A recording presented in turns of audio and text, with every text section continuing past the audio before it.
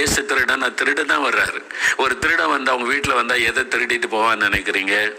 அங்க இருக்கிற தேஞ்சு போன விளக்கு மாறையும் தேஞ்சு போன செருப்பையும் பழையா கிடக்கிற செருப்பையும் தான் தூக்கிட்டு போவான்னு நினைக்கிறீங்க? எங்க பொண்ணு இருக்குது, வைரம் இருக்குது, விலையேறப்பட்ட பொருள், அதை தான் திருடிட்டு போவான். அதே மாதிரி இயேசு திருட வருகிற யார? ரட்சிக்கப்பட்ட ஆத்துமாக்கள், அபிஷேகம் பெற்ற ஆத்துமாக்கள், விலையேறப்பட்ட ஆத்துமாக்கள், எனக்காக பரிசுத்தமா வாழ்ற என் பிள்ளைங்க, எனக்காக உண்மையா உத்தமா ஊழி செய்யற ஊழியர்கள், அவங்கள தான் அவர் கொண்டு போவாரு. இந்த லஞ்சம் வாங்குறவன, ஓட்டுக்கு காசு வாங்குறவன, நான் ஊழியக்காரன் என்று சொல்லி ஏமாத்தி கொண்டு அலைகிறவனையும் ஆண்டவர் கொண்டு போக மாட்டாரு.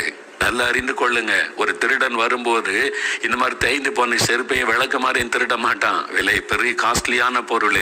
அப்ப நம்முடைய ஆத்துமா ரட்சிக்கப்பட்டிருந்து அதுதான் விலையேற பெற்றாரு. பரிசுத்தமா வாழ்ந்தோன்னு அவங்க தான் ஆண்டவருக்கு விலையேற பெற்றவங்க. உண்மை முத்தமா ஊழியம் செய்யறாங்க பாருங்க. பணத்துக்கு ஊழியம் செய்யாம, பண ஆசைக்கு இடம் கொடுக்காம